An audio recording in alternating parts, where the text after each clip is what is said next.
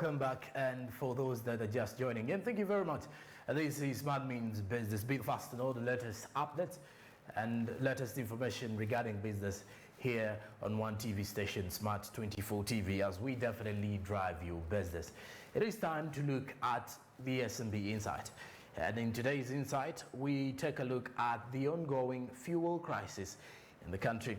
For the past 1 week, there has been a lot of surging fuel prices as the price fluctuation has actually hit hard the petrol world, the fuel world, if I'm to put it in that way, with a liter of petrol or premium going up to 5,500 in some parts of Kampala. Meanwhile, if you move up country, they're closely hitting 10,000.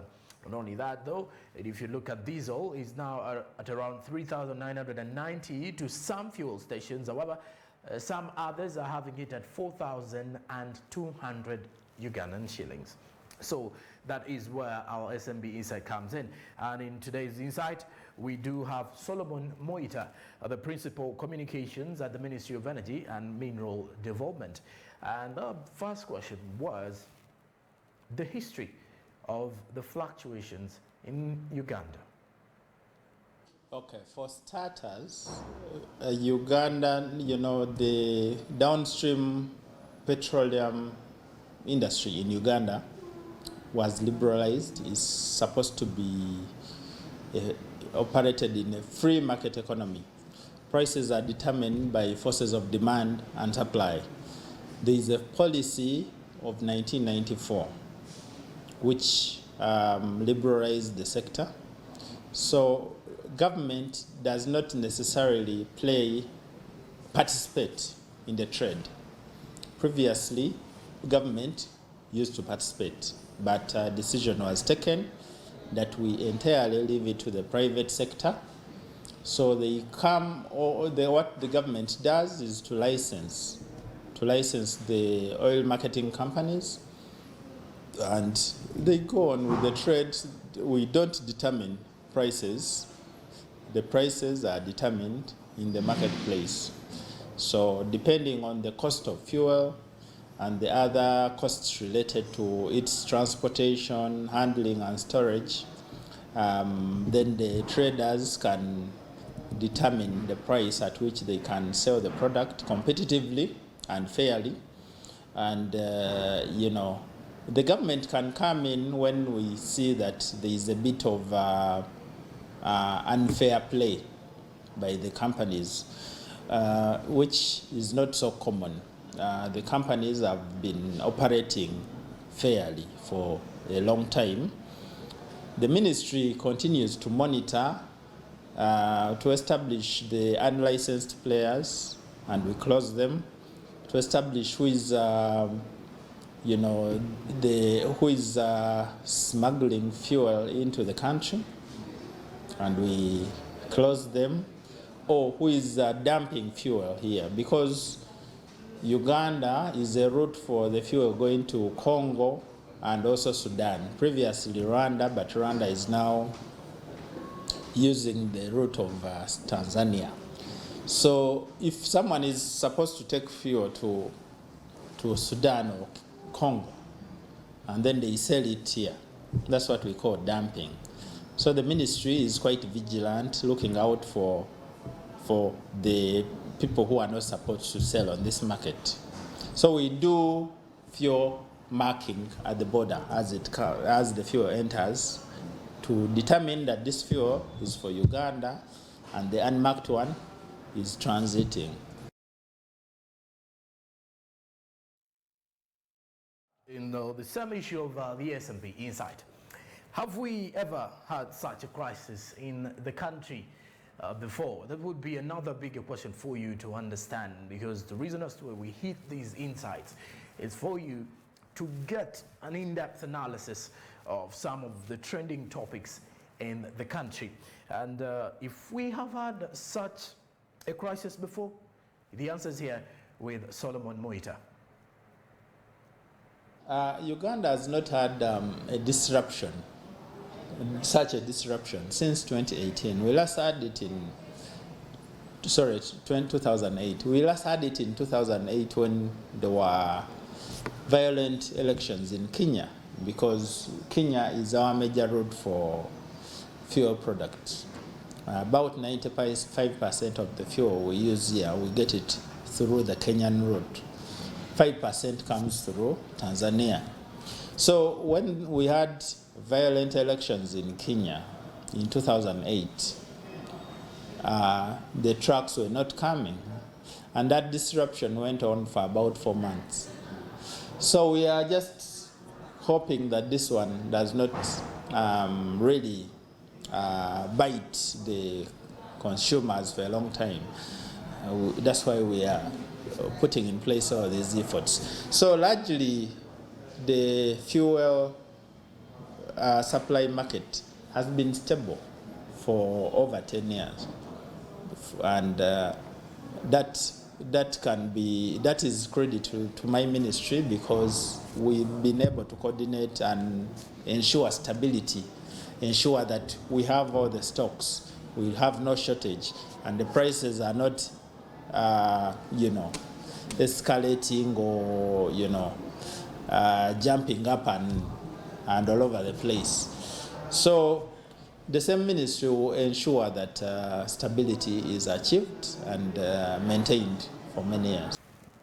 And when you look at a little bit of what he has said, in 2008, we had a crisis, and it was more because of the Kenyan elections. If you remember the Kenyan elections way back during that time, between 2007 2008, and the crisis that was ongoing, the violence, the post-election violence in Kenya, that brought in place a number of price fluctuations in Uganda, not only with fuel, sugar, and a number of products that are being imported into the country. Besides that, we Ugandans do believe in most cases that some issues are always political, and we tend to politicize some of the issues. Solomon Moita, the principal communications at the Ministry of Energy and Mineral Development, has this answer on whether the issue is political or there are economic factors. Political. Nothing whatsoever political.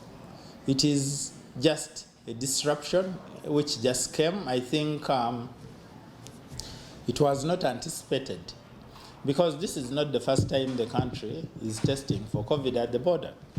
We tested last year, so even this year we didn't expect that COVID testing would really cause congestion at the border.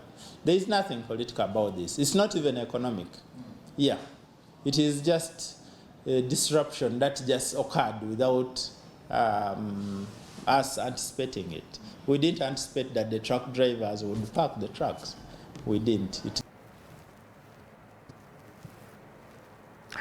And so it is just a disruption, according to Solomon Moita.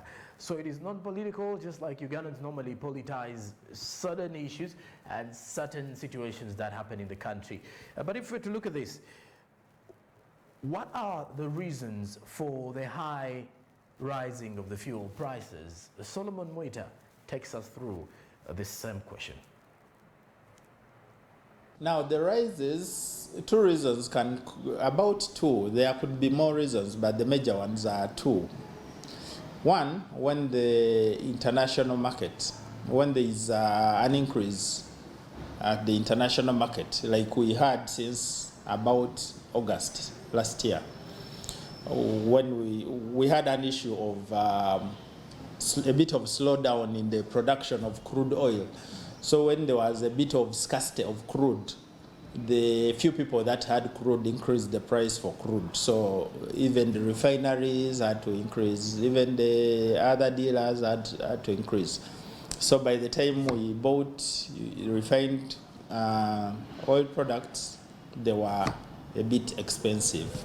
So somehow that reflected into the increased palm price. By that time, it went up by between 150 shillings and about 300. The range was not so big. So what we had at 4,200 for petrol went to about 4,500. And diesel, which was about 380, it went to about 4,000, 4,100. And that's where we've been. Now, the latest increment was the disruption we got at the border. Still, as a country, we were trying to regulate entry to ensure that whoever gets in does not pose a problem to the people inside. So regulations were put in place to see that people were tested, they were COVID negative, and someone had to come with a PCR test indicating that they are COVID negative. So the truck drivers, somehow, some of them did not fully comply with that, so they decided to park the trucks. And the parking of the trucks caused congestion at the borders, Malaba and Busia borders. So even the fuel trucks could not come through. And that went on for about 10 days before before government decided to relax a bit on the guidelines. One, by sending teams of medical workers to go and do tests from the border at free of charge, and eventually to suspend testing, because we tried to do free testing from the 12th of January, but it wasn't really helpful. And in such scenarios, there's always a way forward, as we are definitely supposed to be looking forward, just like we see our crested crane, the national emblem on the national flag. We were told during our school days, and it is something that we've always moved with, that the crested crane is standing with one leg, and then the other is actually showing and proving that the country is moving forward. So looking forward to what are those things that we need to know, and what is the ministry going to do, and what is the government going to do with the fact that we are having such a crisis. This sums up our SMB Insight. Let's have a look at what Solomon Moita has to say in regards to what is the way forward. The way forward is what we are doing right now. Is we've sent teams to the borders to make sure there is security, there is medical, there is technical. They are at the borders. Our target is to ensure that the trucks are cleared as fast as possible to move. So we have URA on site, you have Minister of Health, Minister of Energy, you have police, you have a bit of army to ensure that there is order and there is movement. And we are coordinating with our counterparts on the Kenyan side. So the two countries are speaking to each other and working tirelessly together to make sure that there is movement at the border, the fuel can move, the dry cargo can move, and in a matter of days we are confident that fuel will have gotten to its destination, and people should be able to enjoy the prices they were used to. Solomon Moita, Principal Communications at the Ministry of Energy and Mineral Development, taking us through the SMB Insight of the day. And today's SMB Insight, we're looking at the ongoing fuel crisis in the country. And clearly, I do hope you've actually got some of the technical answers from the technical person at the technical ministry as well regarding the matter of fuel in Uganda. Besides that, let's turn our eyes to the business tips. At today's business tips, we are looking at how you can start up, not only starting it up, but how you can run a successful business. And running a business may not be easy for anyone. It has never been easy, because you may start up and in the first 10, 15 years, you're not making profits, but you're still resilient and you're still moving forward to clearly see that you continuously grow bigger. But with that, it is always that determination. And today we're looking at the business tips on how to grow and start up a successful business. What are those key things that you need to note? Let's take a look. My name is Martin Nomwesigwa, director at Enough Coffee. Okay. So Martin, we are looking at some statistics whereby in 2020, Uganda exported 5.49 million Yes. bags of coffee, Mm. and then in 2021 Mm. we were able to export 6.7 million bags of coffee. Yes. So we are seeing an increment for both the years. Mm. What has brought about that increment in coffee exportation? One of the reasons that has led to an increment, I will attribute it to more farmers joining the coffee business. Some new areas are adding on to the amount of farmers we are having as Uganda to grow more coffee. And then another thing is that the government also has tried to market the coffee here locally, but also abroad. Locally, they have gone to create, extensional farmers networks whereby they teach farmers, even to the extent of giving free farm inputs like fertilizers. So this has encouraged more people to join the coffee farming business, which has resulted to more coffee being produced. Then another thing is that there are more coffee variants or varieties that our researchers have made. Now these have been distributed to people, about 7 varieties. This has now increased more coffee varieties we have, which has led to also an increase in the coffee production, because they yield a bit faster and they yield better. They came up with them as a result of combating the pests and diseases that had crippled the coffee farming in the early 2000s.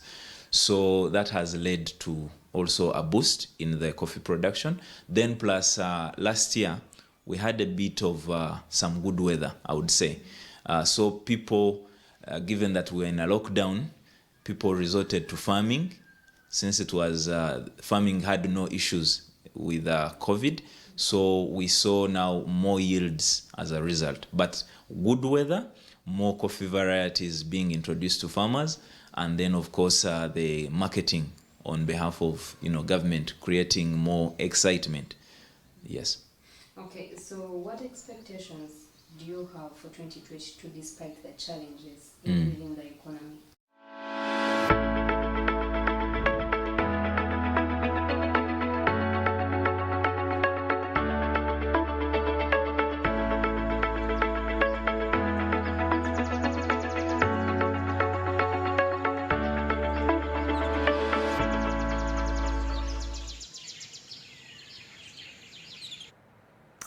And besides the business tips in this time around, we're looking at the coffee industry and the growth of that. If you look at the last few years, coffee is still the major export from Uganda, our major export to the various international markets.